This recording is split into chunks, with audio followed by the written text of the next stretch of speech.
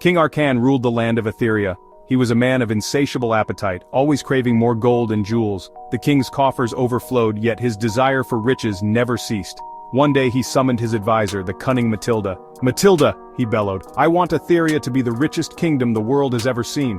Matilda bowed low. "Your Majesty," she said, "your wish is my command." She paused, stroking her chin thoughtfully. "To achieve unparalleled wealth we need an unprecedented tax." The king's eyes gleamed with avarice. "Tell me more," he urged, rubbing his hands together.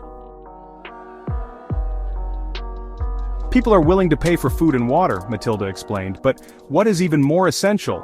The king pondered for a moment, then his eyes widened. "Air!" he exclaimed. Matilda nodded slyly. "Indeed, your Majesty, air is life itself and everyone needs it." And so, the air tax was announced. Every citizen, rich or poor, was required to pay a daily fee for the privilege of breathing. At first the people were bewildered. How could anyone tax the very air they breathed? But the king's guards were quick to quell any dissent, and soon, everyone was lining up to pay. As days turned into weeks, the weight of the air tax pressed heavily upon the people of Etheria. Farmers struggled to pay, their meager harvest barely covering the cost of breathing. Children went to bed hungry, their parents forced to choose between food and air. Many fell ill, their weakened bodies unable to withstand the strain. Those who could, fled Etheria, seeking refuge in neighboring kingdoms. The once bustling marketplace stood empty, its stalls abandoned.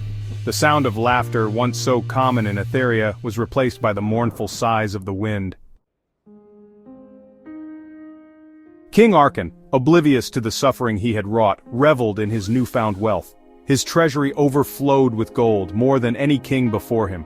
Yet as he surveyed his kingdom from his balcony, a chilling realization washed over him.